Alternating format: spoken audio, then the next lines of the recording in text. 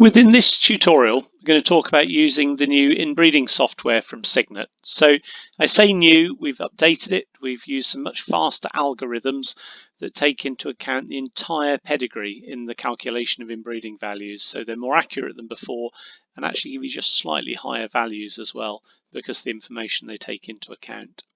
So in the previous video that we've produced on inbreeding, we've talked about how to understand and find the information for individual animals.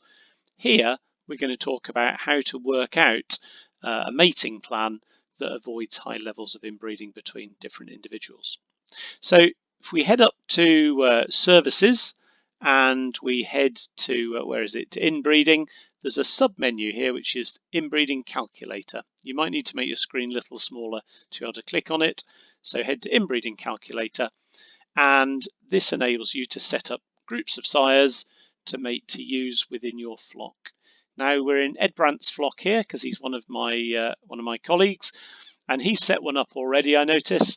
So I'm going to add a new list here, add list, and I'm going to call it Sam list so that he knows what I've been up to. And I can now put 10 sires into this group. So let's pick out some of last year's shearlings, add those to the list. And you can see you need to use the exact flock book number, no spaces in between. If you're using a UK number, well, then it's going to be looking for those spaces in the background. I don't think we'll make them to a Swaledale on this occasion. So let's put a last one onto this group and add it to the list. There we go. So you must save the list. So click on blue to save, and those animals are within your group. If there's one that you don't want, very simple, you go back and you can remove it, and that will get rid of that from the list. So save the list and then back to the inbreeding calculator. Yes, we've saved the records.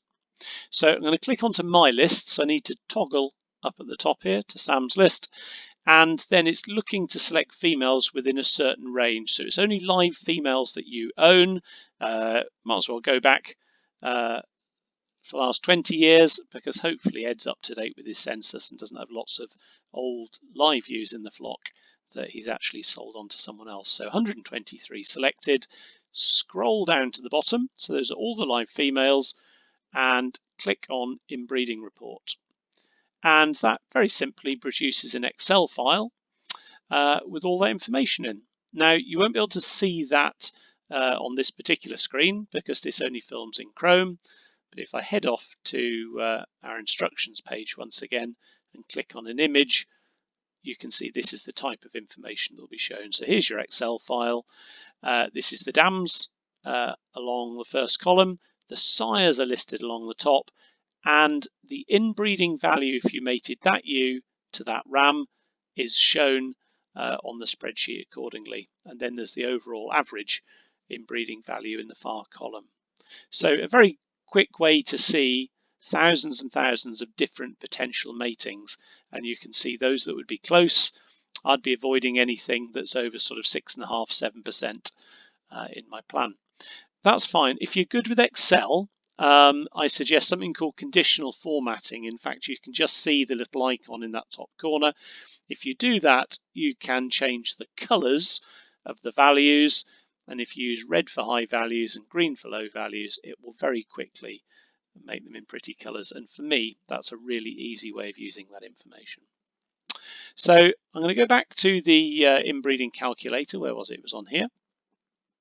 And so we've got Sam's list that we've run, and we've selected the animals. That's fine. We can rerun those. There's the dams. The other button we've got is the mating plan. And if we click on this, we then pull up a screen, and that will show those are the two rams of interest to us. These are the ewes, and I can go through and I can click and allocate ewes to rams as I go. It won't let me allocate the same ewe twice, so it'll change the allocation as I go. And if I chose to do that, then that's one way of creating that plan.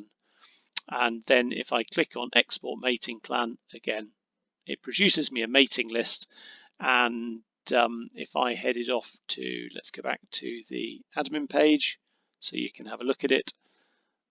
that's what this would look like. So this is one I did earlier, where you've got the sires listed, and then you've got the ewes that they're to be mated to listed, and then you've got the inbreeding value that would be created is pulled through their breeding indexes as well, which is nice. So I've clearly only done 5 or 6 here, but if you wanted to, you could produce that and then head out into the field and draft your sheep accordingly.